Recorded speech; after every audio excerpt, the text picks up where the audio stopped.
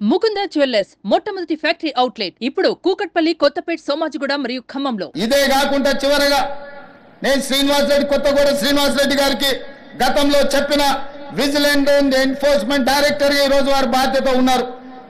ఎట్లయితే సైన్యంలో పనిచేసే సైనికులకు సైనిక్ స్కూల్ ఉందో తెలంగాణ రాష్ట్రంలో పోలీస్ డిపార్ట్మెంట్ లో పనిచేస్తున్న హోంగార్డు నుంచి డీజీపీ వరకు సైనికులకు ఎట్లయితే సైనిక్ స్కూల్ ఉందో పోలీసులకు కూడా ప్రత్యేకంగా ఒక రెసిడెన్షియల్ పోలీస్ స్కూల్ మొదలుపెట్టి 50 ఎకరాలలో అద్భుతంగా ఈ దేశంలోనే అత్యంత నాణ్యమైన విద్యను అందించే బాధ్యత తెలంగాణ రాష్ట్ర ప్రభుత్వం తీసుకుంటుంది.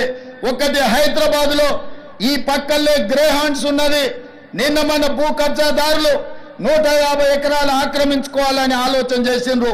అందులో 50 ఎకరాల స్థలాన్ని ఇక్కడ రెండవ స్కూల్ వరంగల్లో 50 ఎకరాలు కేటాయించి మీ అందరికీ 6th క్లాస్ నుంచి పీజీ వరకు డాక్టర్లు, ఇంజనీర్లు కూడా చదువుకోవడానికి పోలీసుల పిల్లల కోసం 100% ఉచిత విద్యను అందించడానికి మా ప్రభుత్వం కట్టుబడి ఉన్నది. పోలీసు కుటుంబం నుంచి వచ్చిన నేను పోలీసుల బాధలు తెలుసు. వాళ్ళ పిల్లల విద్య విషయంలో నాకు సంపూర్ణమైన అవగాహన ఉన్నది. అందుకే ఈనాడు వేదిక మీద నుంచి డీజీపీ గారికి నేను ఆదేశాలు ఇస్తున్నా. ఈ కార్యక్రమం తర్వాత శ్రీనివాస్ రెడ్డి గారిని పిలిచి మాట్లాడి పోలీస్ స్కూల్ ఏర్పాటు చేయడానికి అవసరమైన ఫైల్ ప్రిపేర్ చేయండి. 50 ఎకరాల స్థలాన్ని కేటాయించడానికి అవసరమైన చర్యలన్నీ తీసుకోండి.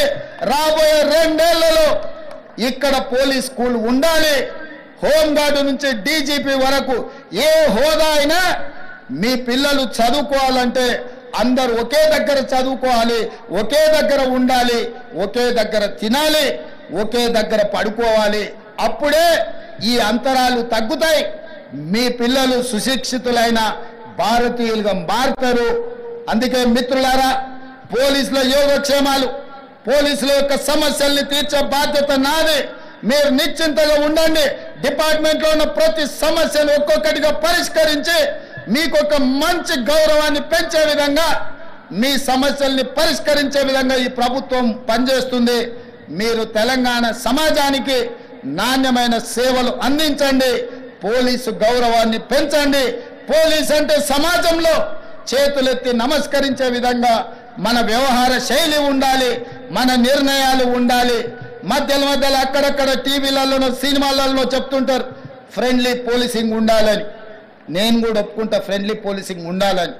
ఫ్రెండ్లీ పోలీసింగ్ ఎవరితోని? క్రిమినల్స్తో ఫ్రెండ్లీ పోలీసింగ్ కాదు. బాధితులతోని, సమస్యల మీద కష్టాలలో కన్నీళ్లతో పోలీస్ స్టేషన్లకు వచ్చిన వాళ్ళతోని ఫ్రెండ్లీ పోలీసింగ్ ఉండాలి తప్ప క్రిమినల్స్ తోని కాదు. క్రిమినల్స్ పట్ల కఠినంగా వ్యవహరించండి, బాధితుల పట్ల కారుణ్యంతో వ్యవహరించండి. కాస్మెటిక్ పోలీసింగ్ కాదు, కాంక్రీటివ్ పోలీసింగ్ ని చేయండి. కాస్మెటిక్ పోలీసింగ్ తోని సమస్యలు పరిష్కారం కావు.